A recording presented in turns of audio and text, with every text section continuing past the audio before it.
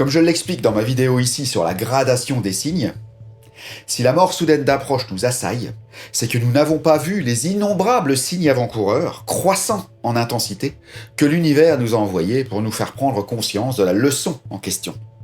Et oui, en effet, toute leçon qui doit être apprise commence par de tout petits signes pour attirer notre attention.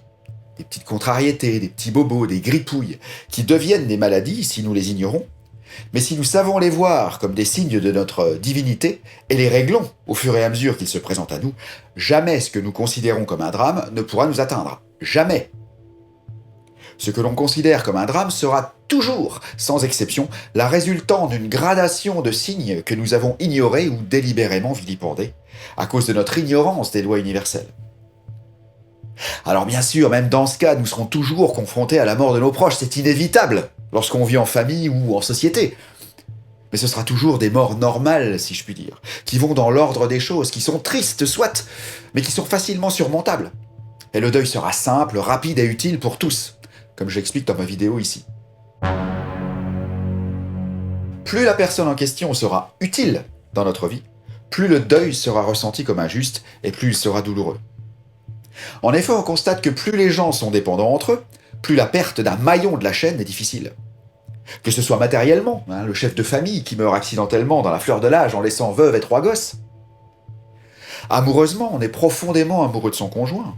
Il comble un vide de notre vie énorme, et il meurt au coin de la rue à cause d'un con qui lui a coupé la route. Ou bien familialement, on a un ado ou un frère qui se suicide, etc. Plus la mort paraîtra anormale dans l'ordre établi des choses, plus il sera difficile d'en accepter le deuil et surtout de le réussir.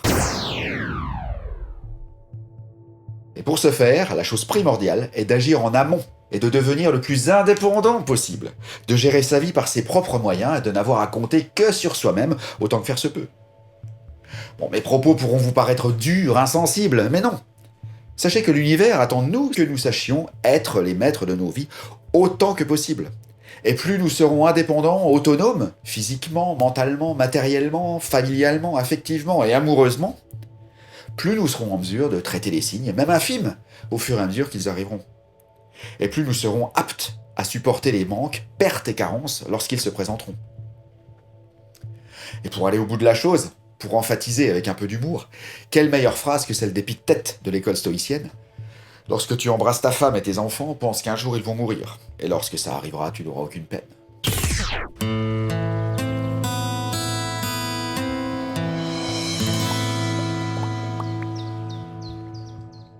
La bonne nouvelle ici est que tout est réversible, à tout moment.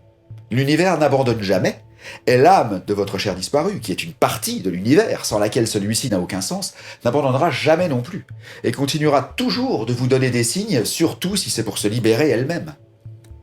Et sachez qu'à tout moment, même après une période de deuil interminable, destinée à vous autoflageller, malgré les tentatives de votre disparu de vous aider, comme démontré dans les vidéos précédentes, tentatives que vous avez repoussées avec horreur, rien ne vous empêchera de saisir la prochaine perche qu'il vous tendra.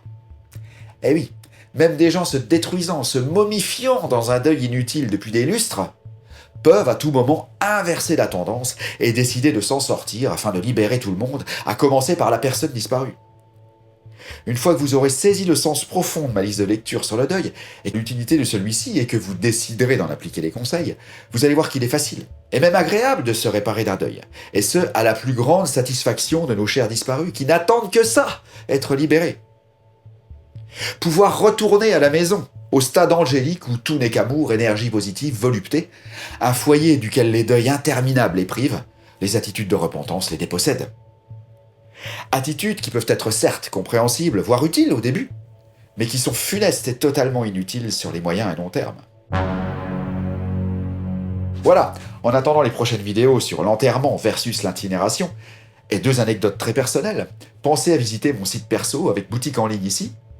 Laissez-moi donc un pouce par le haut, et abonnez-vous, en cliquant ensuite sur la petite cloche pour être informé justement de ces prochaines vidéos. Commentez, exposez-nous vos propres expériences en la matière, et ensuite partagez avec tous ceux qui n'arrivent pas à sortir d'un deuil.